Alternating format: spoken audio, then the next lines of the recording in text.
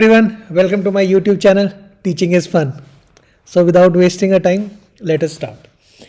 इस वीडियो में हम पाइथन के फॉर लूप के बारे में सीखेंगे. इससे पहले वाले वीडियो में हमने सारे डेटा टाइप्स कवर कर लिए हैं, जैसे कि list, string, tuple, set and dictionary.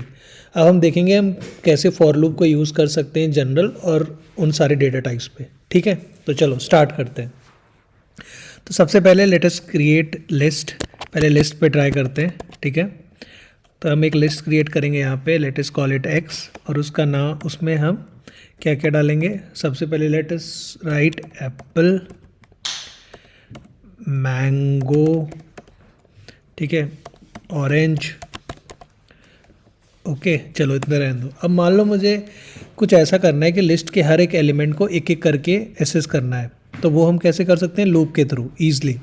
तो हमने क्या किया, फॉर, ठीक है, फॉर लूप हम पढ़ रहे हैं. फॉर आई इन एक्स, ठीक है, प्रिंट आई. अब रन करके देखते हैं. हाँ, तो अब देखो एक एक करके सारे एलिमेंट प्रिंट हो गए. तो इस तरह से आप फॉर लूप का यूज़ कर सकते हो लिस्ट पे.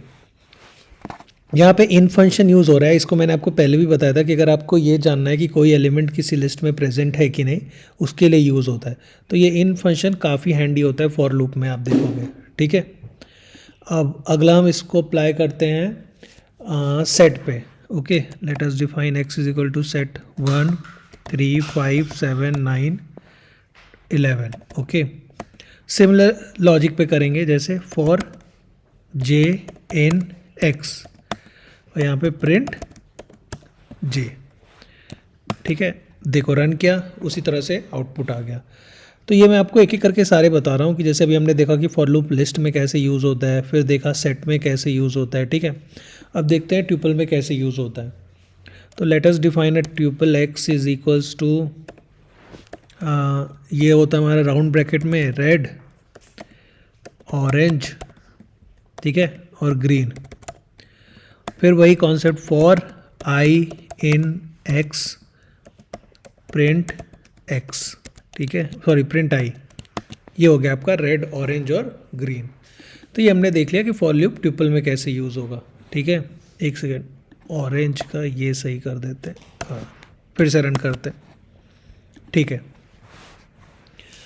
अगला हम देखेंगे स्ट्रिंग में. तो let us define a string word equals to, क्या डिफाइन करें, let us call it for loop. ठीक है, फॉर फिर स्पेस और लूप, और then let us run it for i in word. Same उसी तरीके से प्रिंट आई.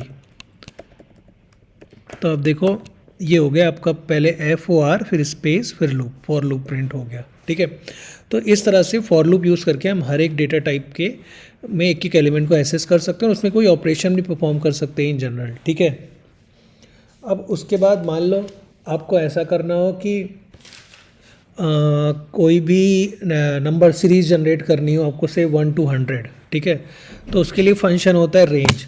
तो जैसे एक बार देखते हैं कि कैसे दिखता है. अगर आप लिखो x is equals to, x की जगह आप लिखो यहाँ पे q is equals to range 1 से 100.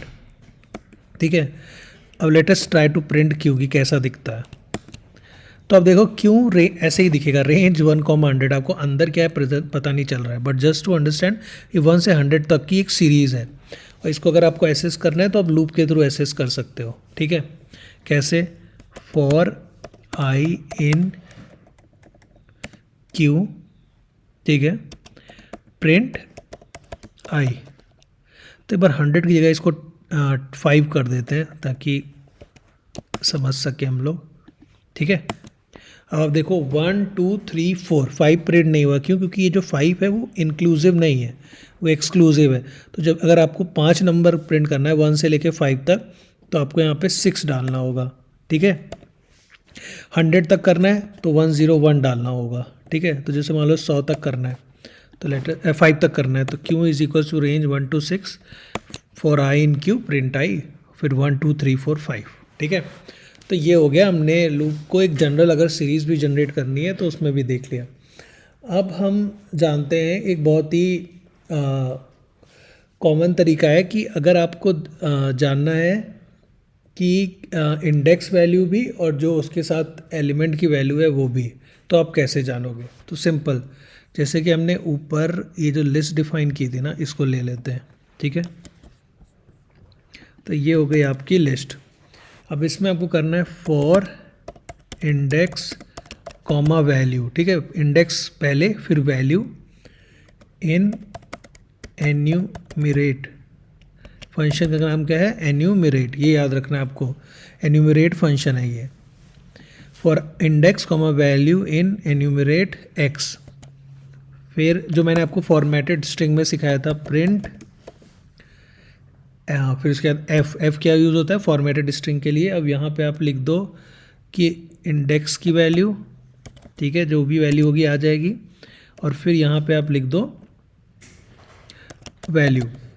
अब यहाँ पे आप इसको डबल कोट में इनक्लोज कर दो। अब लेट अस रन इट। तो अब देखो कैसे बता रहा है कि इंडेक्स और वैल्यू इन एन्यूमरेट एक्स। तो पहले वो एप्पल एसेस करा, उसकी इंडेक्स वैल्यू क्या है? 0, क्योंकि मैंने आपको बताया था इंडेक्सिंग हमेशा 0 से स्टार्ट होती है। फिर 1 के करस्पॉन्डिंग क्या है? मैंगो। फिर 2 के करस्पॉन्डिंग क्या है? ऑरेंज। तो इस तरह से आप इंडेक्स वैल्यू और वैल्यू दोनों एसेस कर सकते हैं। ये आप लिस्ट के लिए, ट्यूपल के लिए, सबके लिए कर सकते हैं। तो ऐसा नहीं है कि स्पेसिफिक इसी के लिए है, आप बाकी एग्जाम्पल पे भी ट्राई कर सकते हो इसी तरह से, ठीक है। तो नाउ लेट अस सी, जो भी हमने सीखा है उसका एक एप्लीकेशन सीखते हैं, ठीक है। तो मान लो आपको बोला किसी ने कि ये है आपके पास लिस्ट, ठीक है, y इक्वल्स टू 1 2 3 4 5, और उसने आपको कहा कि आपको इन y के सारे एलिमेंट का स्क्वायर प्रिंट करना है और उसको एक लिस्ट में स्टोर करना है। तो सबसे पहले आपको लगेगा कि क्या कोई डायरेक्ट फंक्शन है इसको करने के लिए। तो लेट अस ट्राई कि जैसे हमने नॉर्मली क्या फंक्शन यूज़ होता है, तो z इक्वल्स टू वाई इन 2, ठीक है। तो इस तरह से आपको y का स्क्वायर हो जाना चाहिए। तो लेट अस सी एरर, क्यों? क्योंकि ये जो पावर वाला फंक्शन है वो ये सपोर्ट नहीं करता है, ठीक है। तो let us try this one फिर से, क्योंकि ये सपोर्ट नहीं करता है। तो अब इसको कैसे करना है? तो ये चीज़ आपको ध्यान रखनी होगी कि कुछ फंक्शन डायरेक्टली लिस्ट सपोर्ट नहीं करता कि आप इसे स्क्वायर कर दिए तो हर एलिमेंट स्क्वायर हो जाएगा, ऐसे वो नहीं समझता है। और अगर आपको ये चीज़ समझनी है, क्या कहते हैं, ये आपको रिकॉल करना है, तो आपको याद करो कि मैंने आपको बताया था लिस्ट के केस में कि जब y इंटू 2 करते हो तो जो लिस्ट होती है वो ही 2 बार आ जाती है, डुप्लीकेट हो जाती है, रैदर देन कि हर एलिमेंट 2 से मल्टीप्लाई हो। तो ये उसका एक एग्जाम्पल ही है। तो अगर आप यहाँ प्रिंट जेड करो तो अब देखो वो लिस्ट 2 बार हो गई, रेदर देन कि हर एलिमेंट 2 से मल्टीप्लाई हुआ।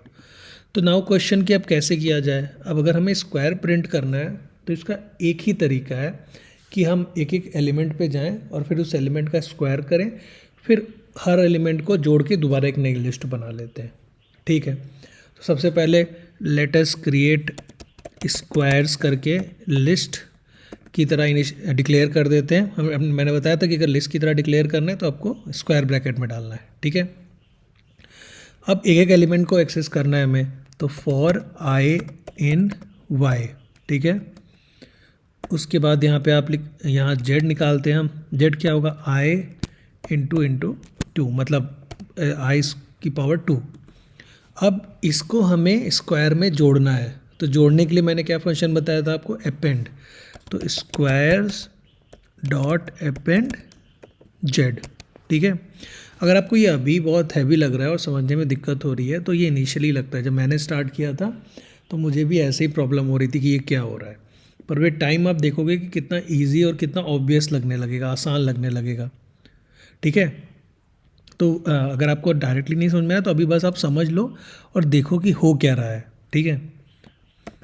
तो जैसे y इज इक्वल्स टू 1 2 3 4 5 किया, फिर मैंने square as a list declare किया, फिर for y in i z में मैंने स्क्वायर कंप्यूट किया, और फिर स्क्वायर में स्क्वायर्स वाले लिस्ट जो मैंने यहाँ डिक्लेयर किया था उसमें अपेंड कर दिया। फिर लेट अस प्रिंट यहाँ पे स्क्वायर्स, प्रिंट स्क्वायर्स, ओके। चलो देखते हैं।